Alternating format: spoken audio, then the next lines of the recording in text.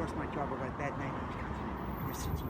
I ended up in the streets, and then my mother died 2003. I went to South Africa, and I've been to South Africa before. I told you doing the apprenticeship. So I went to South Africa. I got work there. No, in 2003 I got no work there. I hang around the streets with people, work whatever. I ended up coming home, and my mother died. 2003 my mother died. Then one of her relatives asked me to go back to South Africa. Okay. I went back there. I went into a rehabilitation center for 5 years in Rosettenville. There I was treated for schizophrenia, even though it's not a problem.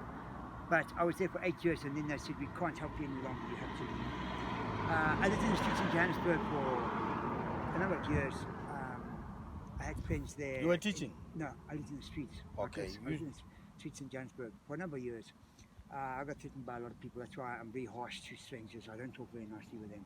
Johannesburg, they pull knives on your guns, all kinds of stuff. They rob you for money. But anyway, I made a couple of friends here and there. The churches always help you out. I met a guy, Pastor Graham. I lived in his house. So right now, how are you living? So, hang on. So now, when the lockdown came, I was stuck in South Africa. The president During lockdown? The lockdown.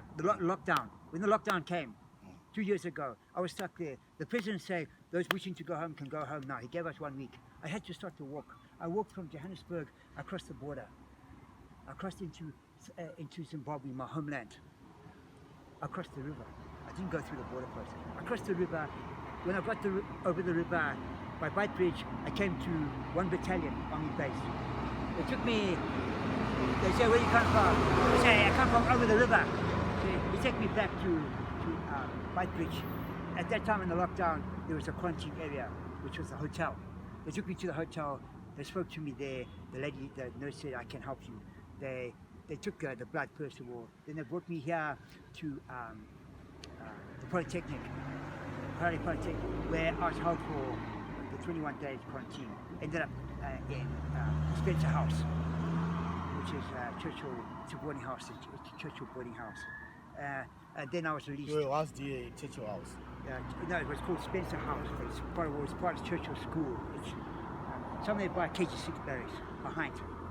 Anyway, so then they stick a thing up your nose, and I was cleaned. So then after the 21 days, they let you go.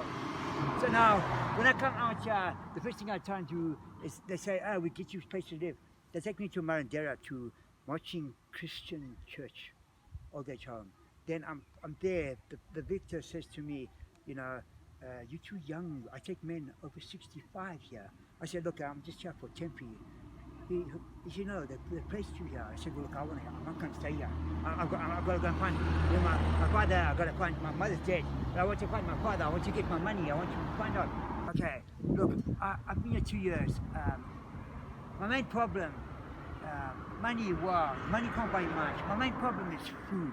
But after 10 years being in the streets, I can't eat normal food. My stomach has gone bad. So this is the 10th year now roaming in the streets? It's about 11 years now, I've been in the streets. From Johannesburg and Johannesburg. Yeah, I've been 2 years.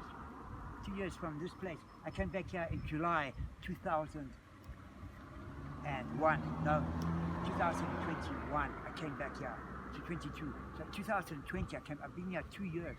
In this street alone. I made one friend. Some people, they don't want me here, obviously, I'm a hobo. That's why I used to sleep here in the lockdown. Here, I make a fire here in the morning. But now it becomes too dangerous for the school children. So now I climb in this tree, no one say anything. I've been sitting in this tree now for 1 year. I sit in the tree. Sometimes at night, I go sleep inside the bush then. It becomes too dangerous here. Now, my problem, I go to the Presbyterian Church in Highlands, but they say you can only find help here on Sunday. So I only go there on Sunday, I get some pancake and coffee, okay? Which is not a problem. I'm willing to live. People stop and give me money. I go into town, I buy Easter porridge. I live on Easter porridge. But what I want to do now, I realized after 2 years, 1 year, I got my papers. You saw my papers. When I went to Kriba, like I told you, after that, I went to Kriba, I met that man. He gave me a job, but they don't use money there. They need a phone. They need my papers. So I had to come back here. I said that too much. I come back here. I get the papers. I get the phone. Now I want to go back to Kriba. But before I want to go back to Kriba, I need a pair of boots because I can't catch the bus. I'm going to start hitchhiking. These people, this is about the third pair of shoes these people in this district have given, but they're not good shoes. You can see they can't walk all the way to Kruger. I need a pair of decent army boots, decent army boots. Then I can start walking to Kruger. I know if I get there this time. Last time it was the lockdown.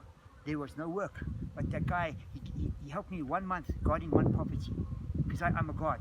I've done guarding before, but yeah, there's not use. I have plenty of guards that don't use me. But if I get up here now, when there's no lockdown, I can get a job. Even there's a ferry goes to Muvheti. I can get to work on that ferry. I can get kind of work there, but I've got to get there. I'm not going to catch the bus. If I catch the bus, they're going to put someone to follow me. When I get, which type of job are you looking for? I'm a security.